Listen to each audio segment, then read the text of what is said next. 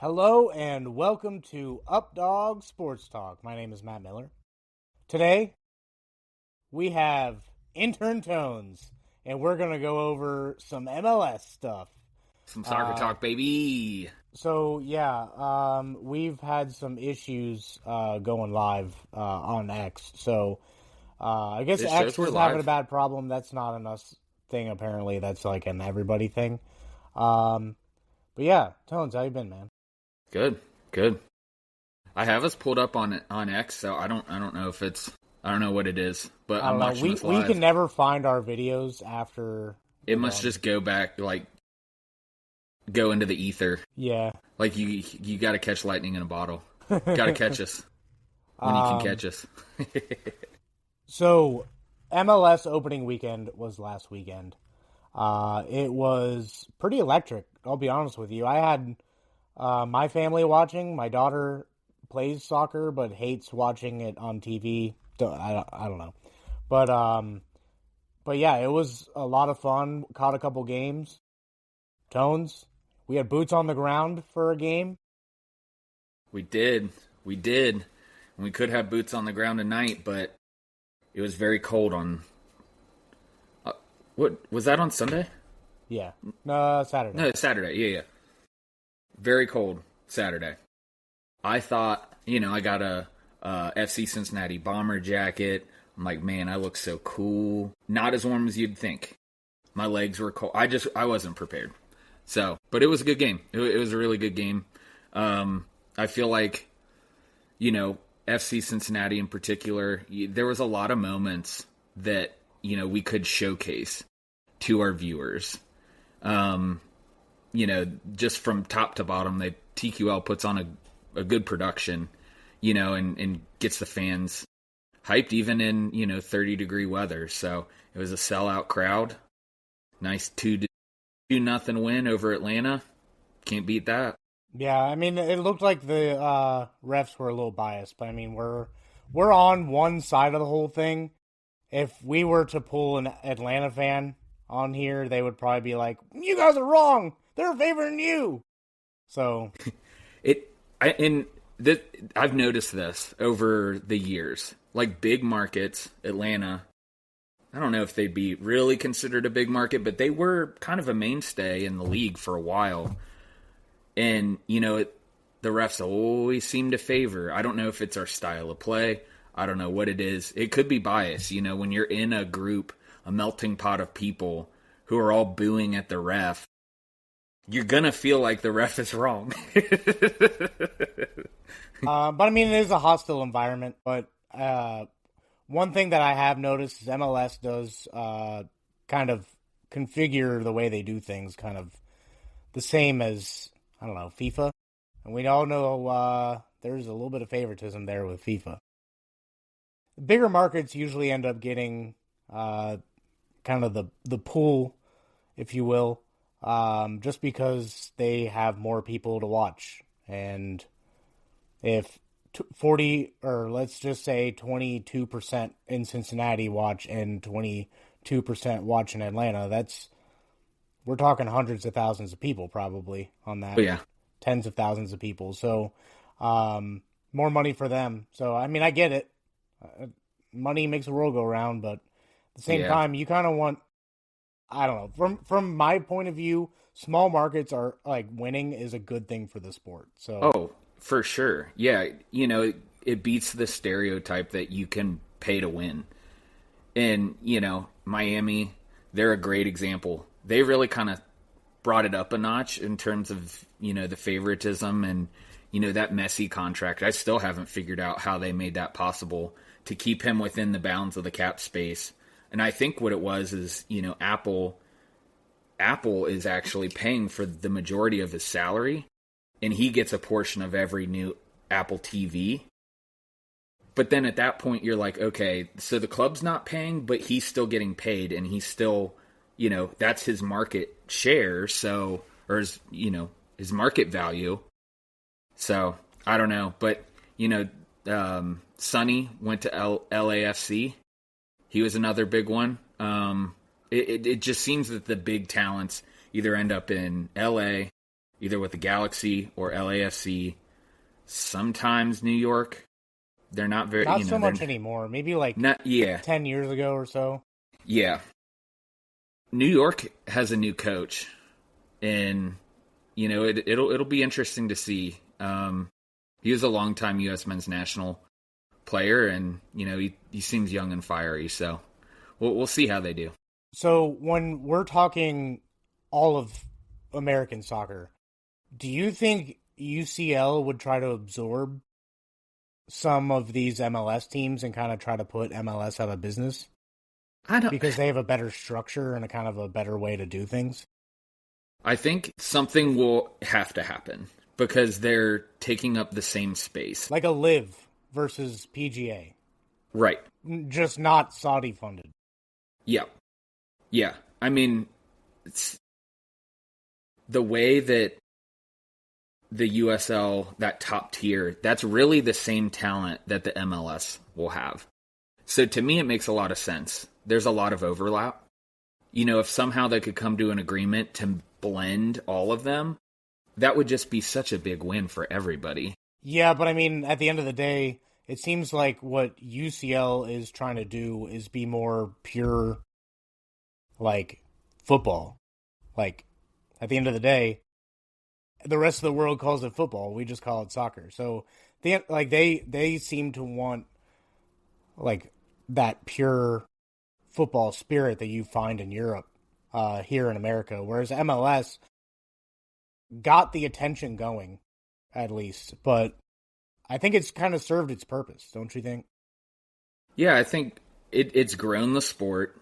I mean, and just think about how far it's come. I think it was started in the 90s, and kids grew up playing soccer, but no one really watched it or talked about it. And now, at least, there's teams popping up everywhere. People are seeing the environment, seeing the excitement.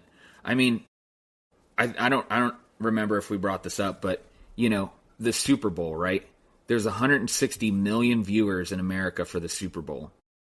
Liverpool was playing Man City in a regular season match, and there was 700 million viewers.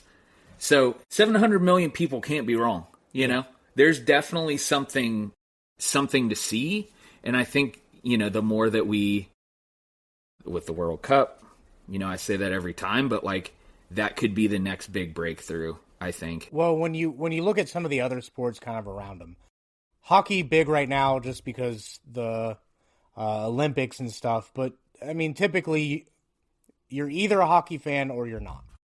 Like it's not I kind of like hockey. It's more of like I'll go get drunk with you and watch people skate around the ice to the point where I can't see the little black puck going back and forth. Like that's the mentality of a hockey person.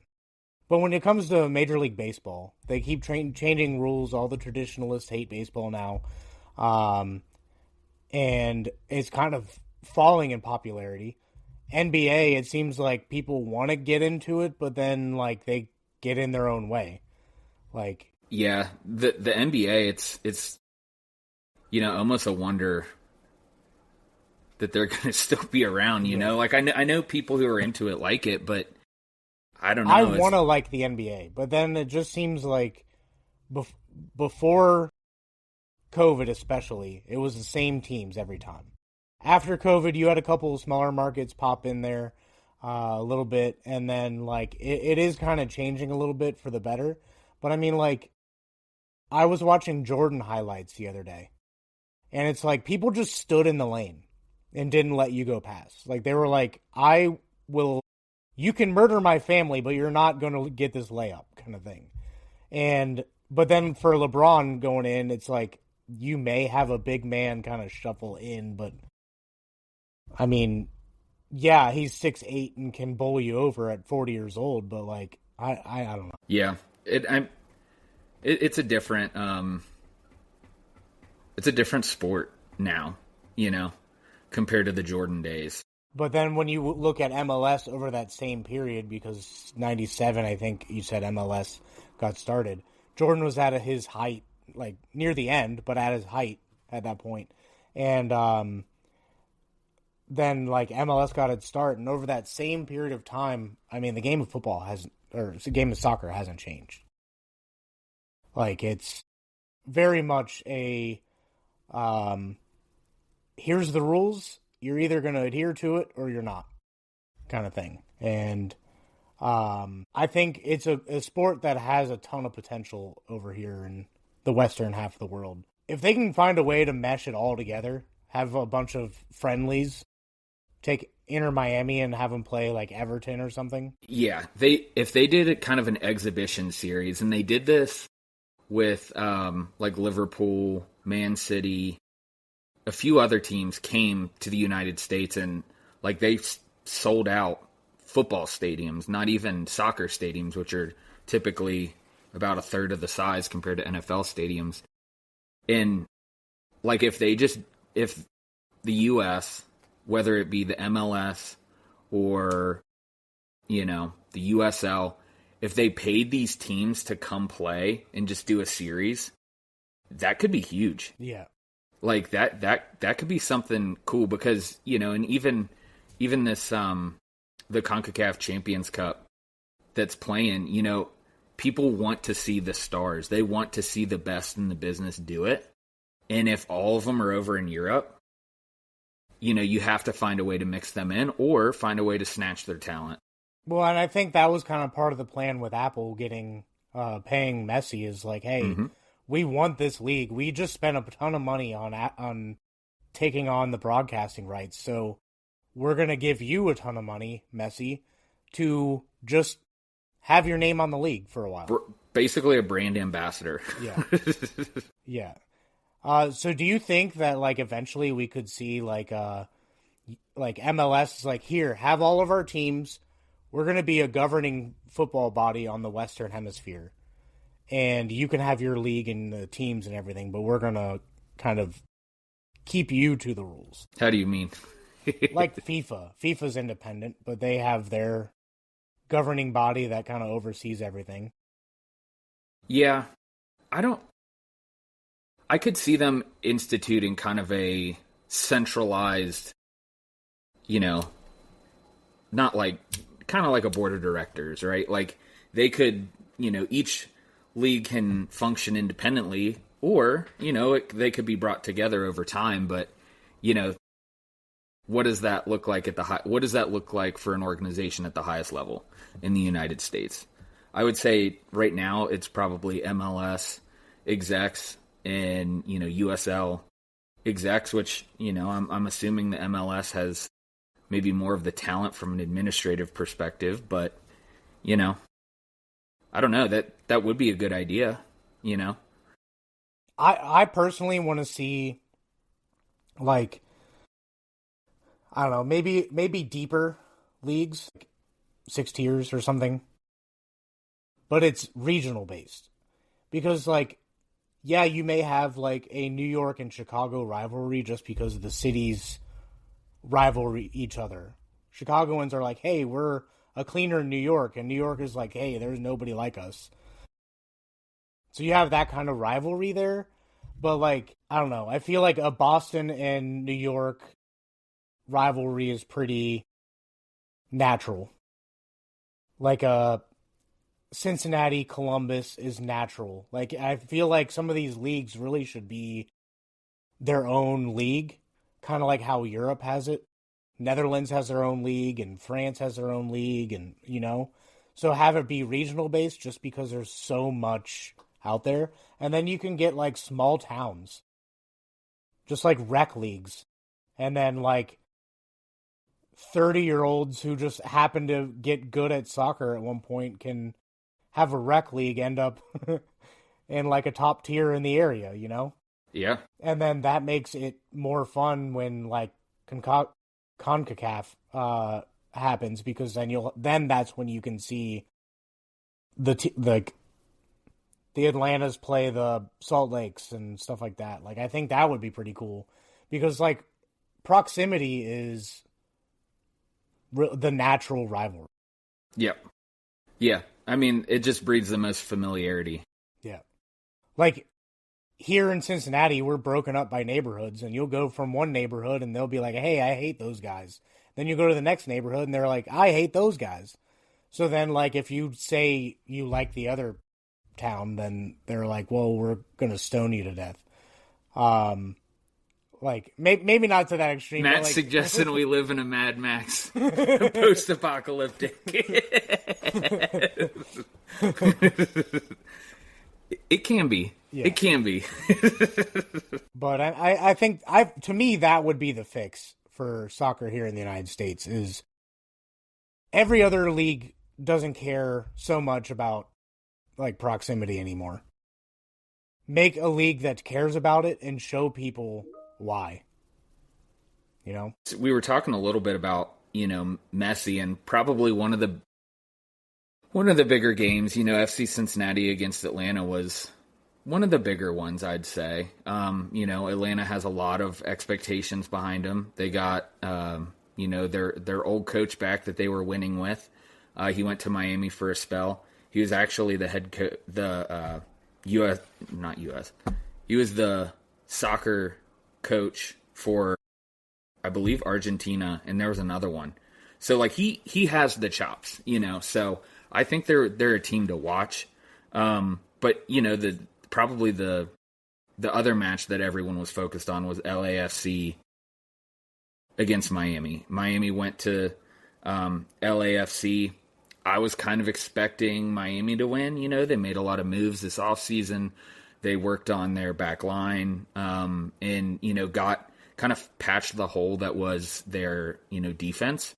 And that, to me, was, that's going to result in more wins for them, just by the numbers. But, LAFC, they kind of put them down mercilessly. It was 3-0. Yeah. It helped that Messi had like a hammy issue. Yep.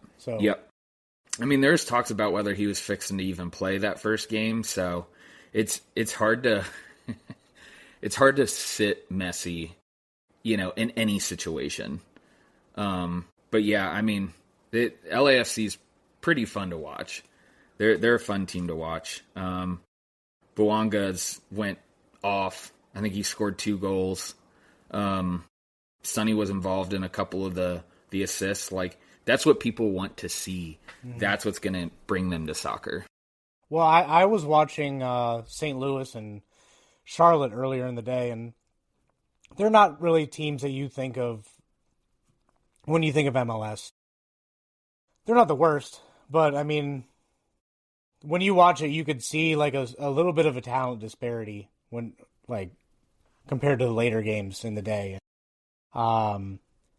There was a couple of times where it's like, wow, you let that guy get that ball from you like that? Like that tackle happened?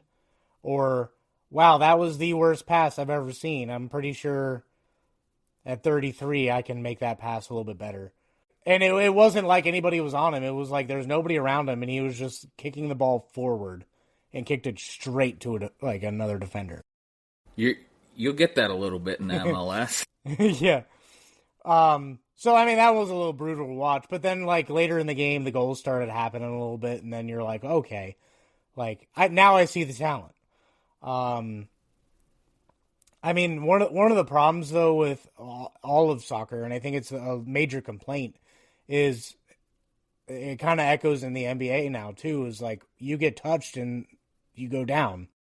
And it's like, I get it to a certain extent, but then you watch that FC game, and it's like Atlanta was actually running through FC Cincinnati players, sliding through FC Cincinnati players. It wasn't like I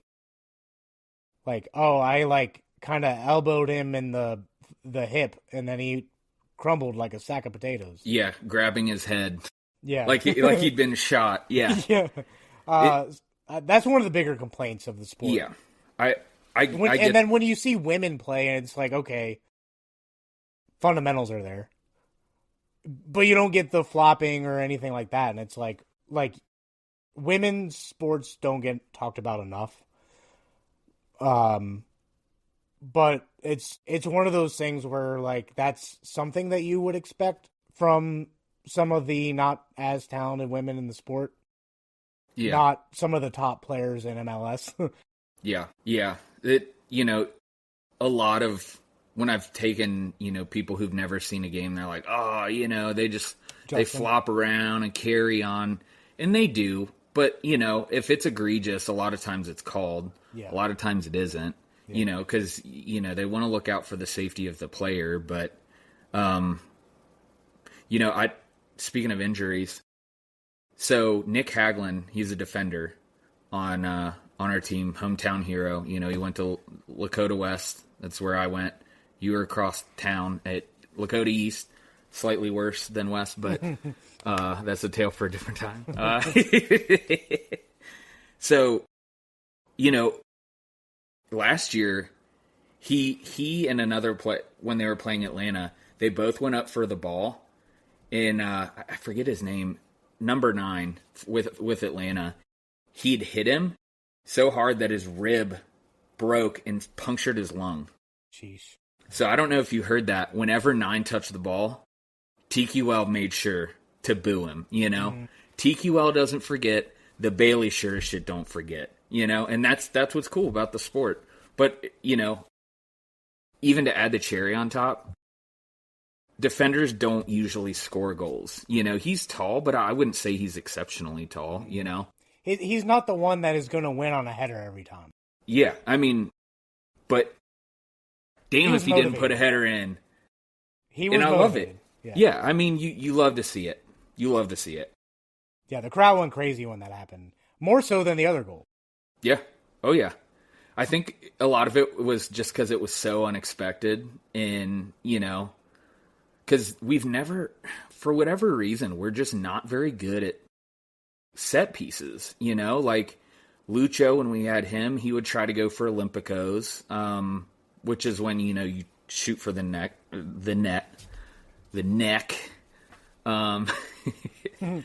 Go for the jugular. Yeah.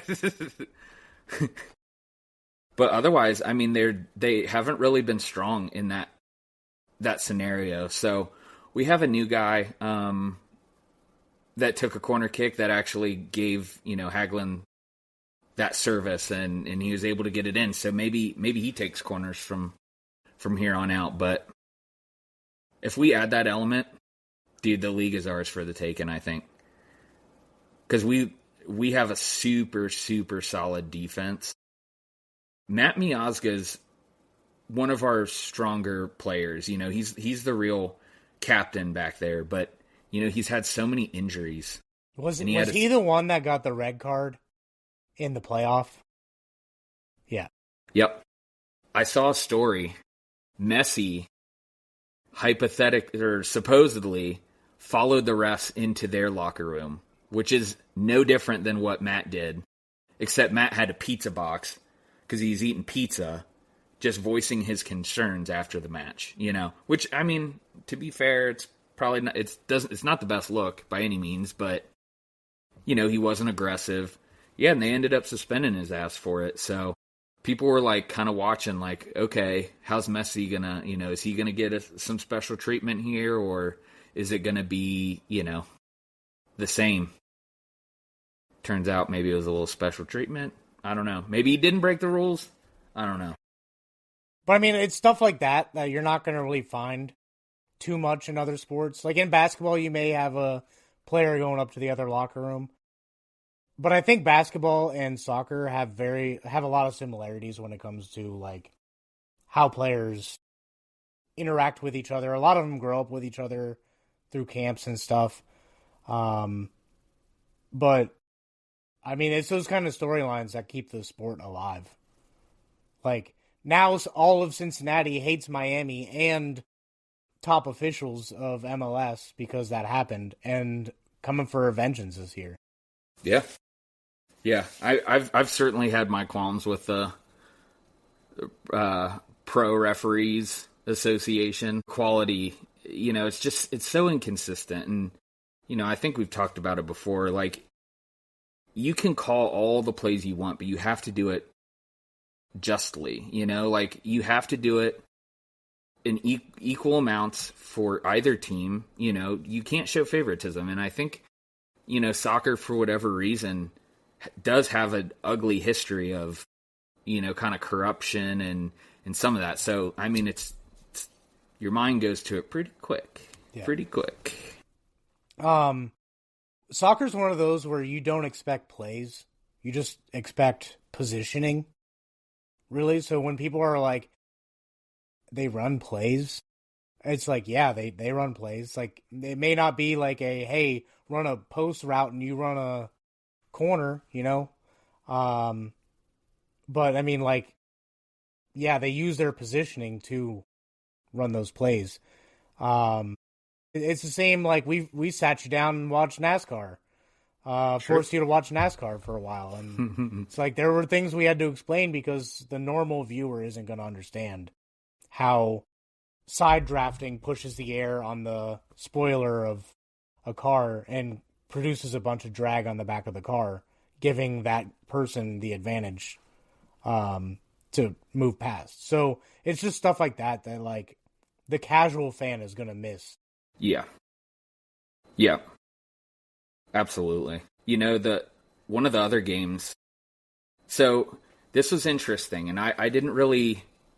I noticed it when it happened, but Philadelphia Union 2 years in a row in the off season sends their best striker to other teams, and so this year they sent Ty Baribo to DC United. He was getting pretty close to the Golden Boot race last year. So he was producing, like they moved on from Gazdag. He went to Columbus. He didn't really do very well in Columbus. But, they have this weird record of like moving on when you expect them to keep the player. But, Ty Baribo made him pay for it. DC United beat Philly 1-0. He got his revenge goal. I think it was an upset for sure. I don't know, man. That's what you watch for. You watch for the storylines. This wasn't MLS, but did you see in England, I think it was, or Ireland, some player on loan hit a game-winning goal against the team that he was loaned out from? Yeah. And so every player on that team was chasing him around the field, trying to kill him.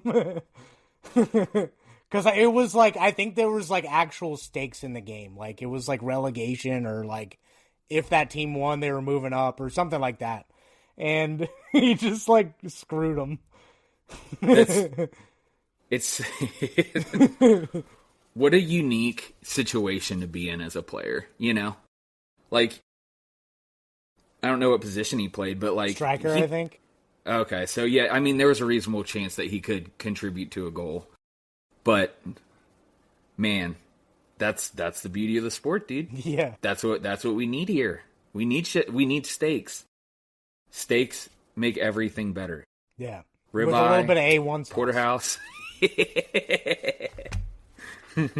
Yeah, I got to watch MLS for free this past weekend. Didn't know how any of that worked. I logged in and it just let me watch. So I was like, cool. I didn't do any activation or anything. So it must have been one of those free weekends. You and I were talking off air, and it sounds like they may have been like, hey, MLS is back. We have it. Here's a little taste of what you can expect if you get this package. I think that's pretty cool. They're willing to eat some money in order to let people watch for free. You're not going to hear that from any other league. They do that a couple times a year that I've noticed. Like in the middle of the summer, they'll do like MLS weekend, where you can watch it for free. And I think that's great. That was one of our big complaints is, when they moved from regular TV to Apple TV, like there was a paywall and, paywalls prevent people from watching it and staying in touch. So, yeah. Well, how MLS and Apple did it, I think, is pretty genius considering how far down from the top they are in leagues. Like, from their standpoint, like, it gets rid of a lot of the illegal streaming. Yeah. From the fan standpoint, you only have to pay one place. NFL, you have to pay multiple apps now. Yeah. Most people have Prime at this point, but so they're really the only ones outside of linear TV that I'll support. But you'll have like playoff games on Netflix or Peacock, and it's like, yeah, I have those, but I'm not going to show my support for doing this. And like MLB occasionally will have some games on Peacock or whatever. But I don't know if they do like a blackout thing for that. They're known for a lot of blackouts. But like at least with MLS, you're able to watch any team, anywhere, anytime. So I'm not a big Apple fan, but I think they did a good job. Yeah, and they put on a good show, when you're watching. They're what no they commercials, that's the best part. Yeah. They have a whip around show, which is like yeah. similar to like NFL Red Zone, where like they just show you the scoring play. I'll tell you what, you'll have a damn blast just sitting there like, you're watching this one team, they score, and then they're like, oh, we got to go over here, and they just like completely abandon the the group they were watching, and it's so funny. It's even Steph was getting into it. She's like, this is actually the best way to watch soccer because you catch like the build up and then them scoring a goal, which I mean that's what people want to see. Yeah. So I mean, if you're really only about action, action, pay the money and watch MLB Whipper or MLS Whipper. Dude, we should bury in our videos like giveaways. Like, dude, I'll buy someone's Apple TV. Yeah. Like I'll cash up. I don't have enough disposable income for that. I mean, we can. They have to find it first. It's like there's there's a professor for some graduate school somewhere that put in the syllabus that if you handed in at the end of the semester the syllabus, that he would give you a free A just to see who read it. Nobody brought the syllabus back in. I mean, after that story, I read every syllabus. I tell everyone to read it. Yeah, I mean, I'm dead ass. I'm serious. We do have a comment from Blazer Bobcat, watching and listening from Albany, Georgia. Shout out. Will you cover minor league baseball this season? It's not on the top of our list. There's going to be dead times where we'll definitely look for other content. And, I mean, no better place to look than minor league baseball, because when you think of minor league baseball, you just think of a crappier version of MLB, and that is completely wrong. Every team, every stadium has their own identity, and it's electric. If you have any level of minor league baseball near you, definitely go check it out. But to answer your question, we may get into it. It's not high on our priority list, but definitely may touch on it. We're here for the little guys, so they have as good a chance as any, as getting coverage. But I don't know, relegation in baseball would be so funny. You have the New York Yankees have a bad streak, and all of a sudden they're in single A. Yeah, that would be so funny. With all their numbers retired, because they just retired another one. We didn't actually plan on talking about baseball today, but yeah. But yeah. So we'll definitely look for other opportunities to talk about various sports, maybe even NASCAR. Some interesting things happening in that sport. We helped a guy win $150 by complete accident. I won $150 on purpose, but we do that bet every year. Haven't won until this year. But yeah. MLS, what's going on right now, Tone? Anything happen tonight? The CONCACAF Champions Cup's running. FC Cincinnati's hosting Universidad O&M. It is a university in one of the South American cities. I think it's in the Dominican Republic, but I could be wrong. I think that you're right. I think I heard that. The score is 7-0 in the 76th minute. So with backups. The backups were in to start. So they just subbed out their goalie, which I've never seen. Yeah, you usually don't have your third string goalie active on your bench to be subbed in. No. Yeah, everyone's getting a piece of the pie tonight, and that's cool. I mean, good for confidence. I heard. So, the CONCACAF Champions Cup is like all of the best programs in, the Americas, right? So they do a ranking. FC Cincinnati ranked 12th overall of all of those teams. The team that they're playing ranked 126th. So we're talking about a real power disparity that might have been given away because one is a university and one is a professional soccer organization that's spent, some coin to get where they are. But I mean, like 30, 40 years ago, that would have been like Ohio State playing Arsenal. Cleveland? Yeah. I mean, and if that happened, I don't know. That's maybe a long-standing debate in sports, like would an OSU in their prime be able to beat a bad professional football team? And I don't know. I guess it depends on the scenario, but for me, I'm thinking the bigger, faster, stronger, even if they're not the best, they're still going to beat some college kids. Yeah. Like when we talk about pretty much any of these Ohio State football teams trying to play the Cleveland Browns or the Tennessee Titans or Miami Dolphins, there's still a talent gap. Like, yeah, you might have a few guys that can keep up with some guys that have been in the NFL for a while, like Jeremiah Smith, probably going to wreck some dude in his early 30s.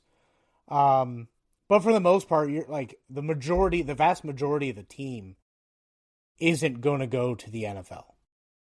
Like, even if they try to go to the NFL, they're not going to the NFL. They're going to the CFL. So, like, yeah, they do pump a lot of players into the NFL, but like, they're not going to beat a Cleveland. And if they were to have it close, Cleveland would just sit on the ball the whole time. Yeah. Yeah. They just play keep away, break off one run, just keep the score far enough that, they close it out. May not be pretty, but yeah. Look at us. We're talking about all the sports on a show that we have to talk about soccer. Yeah. Yeah. Which isn't a reflection on soccer. It's just more to us getting sidetracked. Yeah. We have ADHD and we get sidetracked very easily. And it takes us a minute to catch on to it. We just follow the path. Yeah. Like I had a fridge delivered today, and I got on a whole tangent about the Toyota Tacoma versus the Nissan Frontier. While they were working, dude stopped and everything, and we were just having a conversation about it. And I was like, oh, I should probably get back to work. Hey, I mean, I feel like I've made a lot of friends that way. One of the dudes that I played Magic with, he was my plumber, and we just hit it off, and I was like, hey, dude. You play Magic? Yeah. Yeah, exactly. You look like a Magic guy. Steph and I were talking about that, There is a distinct look, but it's so offensive to call that out. Yeah. Like, you look like you'd be into card games, you nerd. Yeah, I mean, don't get me wrong, I have thought about it, but again, the disposable income aspect of it.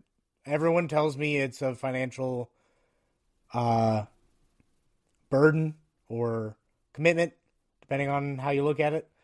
I'd rather just play D&D. Yeah. Get a Discord going.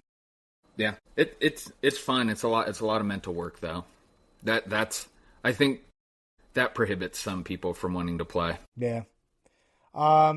So we have gotten really far from soccer now. Oh yeah. We're not even in sports realm anymore. Do you have any last minute? Anything we didn't check off? Any boxes we didn't? No. It's week 1, so there's a lot of season left. Yeah. There isn't really anyone that I'm seeing that's coming out that could be just a mainstay for the season. Inter Miami was that last year. If I had to pick two, it would be LAFC and Inter Miami, but they also have the talent, and maybe I'm buying into the hype, but I think the East is going to be stronger than the West, and we'll kind of see where the season goes, but we'll definitely bring updates and league news and keep spreading the good word. Through boots on the ground. Through one game, do you have a new winner? I guess maybe 2 games. Maybe 2.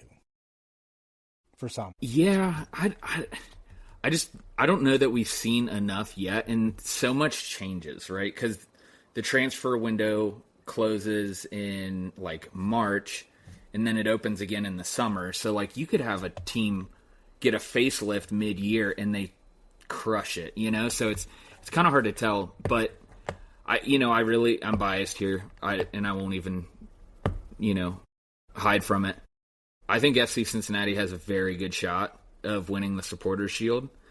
I think we're built to last. It's nothing flashy, but there's enough talent that it gets the job done.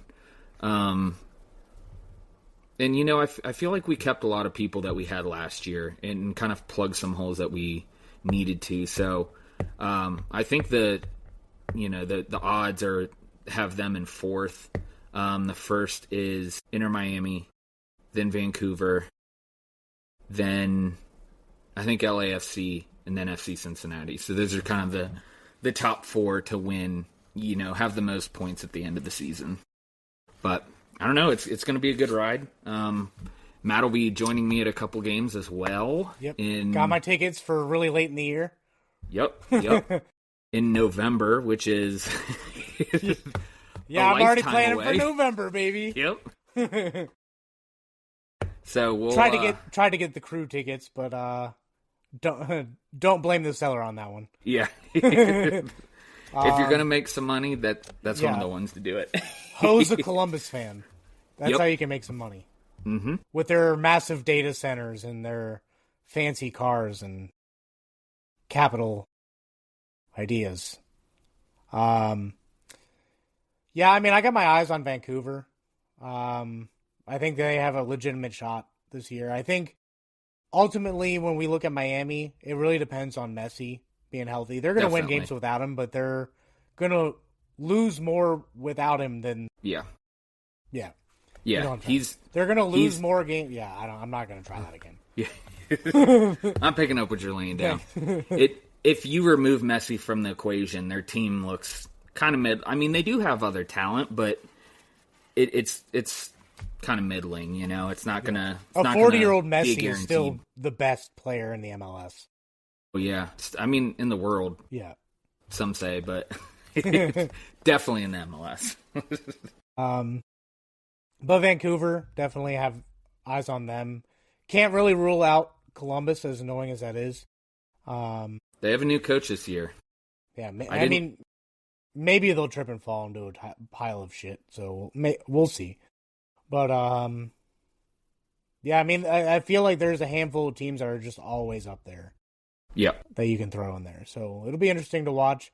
Definitely check it out. I don't know if they're going to do another free thing this weekend, but if you're not into NASCAR and you don't really want to watch college basketball, then yeah.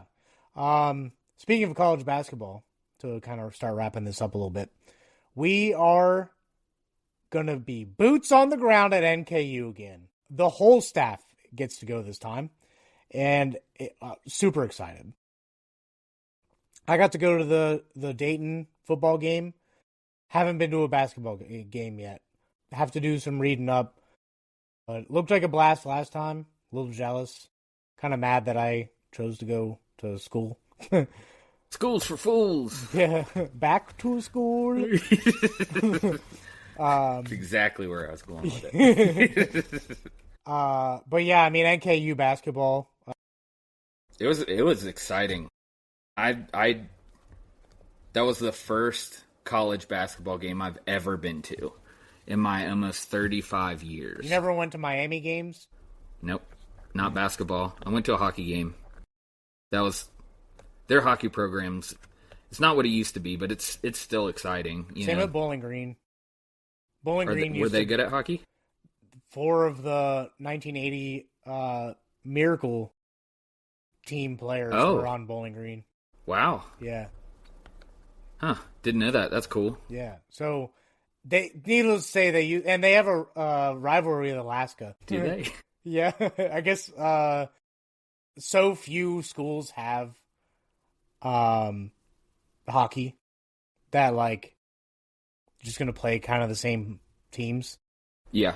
And they've been playing, like, I think it was, like, Alaska Anchorage or something, and that they have, like, the rivalry with. They've just been playing forever, so, yeah. Score check. Basketball. Go ahead. It's 9-0. Yeah, oh. That is, it's mean. This is definitely the highest scoring soccer game I've ever seen. I don't know. There was the first FIFA game. Shut up, Matt. I beat him like 11-0 on FIFA. No, dude, you didn't get above 8. I think it was like 7 to maybe 1, but I don't even think track. I scored. I had so much fun, I lost track. I did not have fun, but I also lost track. I dissociated. Yeah. So college basketball kind of winding down. Gonna get a lot of material from Justin. Out with an illness right now. I think he's faking it just to get out of. Seems like a Justin thing to do. No, love you, buddy. Hopefully you're watching. What else? What else do we have going on? We have shows planned out through the draft. So super exciting stuff. Draft special, April 23rd, 7 p.m. Mark it. No, we're going to go on later. I don't want to do that again. We went on like 30 minutes before the draft, and it took forever. It was like 40 minutes of just nothingness before they actually got a pick in. So we're just going to start right before the draft. Yeah. That sounds good. But, yeah, we have our mock draft in there, 2 mock drafts in there. Before then, we have probably another 1 or 2 MLS episodes. Justin, I guess, may do a college baseball one. Kind of don't have a whole lot on the college football front except for UC. University of Cincinnati is suing former quarterback Brendan Sorsby for leaving, seeking $1 million. See how that goes. I guess that's just the landscape of college football. I mean, it's because there is no governing body or rules in place. You know, like, that's how this sketch shit can happen where, you know, and I don't know what his contract was, but, I mean, if he took the money and was supposed to stay more than 1 year, he didn't do that. So, you know, there should be a payback. There should be clawback language in there. But, I don't know. It's definitely an interesting time. I did talk to his internal replacement candidate, and I got him confused with one of the running backs. Probably never going to be able to talk to him ever again, but still a lot of praise going on. They got a new offense coordinator who's supposed to be doing play calling, so that'll be pretty dope. Lot of fun things going on in Cincinnati. Still trying for the Cincinnati Chili Bowl. Still don't have sponsorship for that. Or us. Working on it. We're in the midst of a very long Midwestern goodbye here, so we're just going to wrap it up. Let's land this plane, dude. Follow us at Dub Sports Talk on everything. We are now more consistently getting everything out to Spotify and Apple Podcasts and everything. So check us out there. And then just check for updates on X, and we'll catch you next week. See you guys.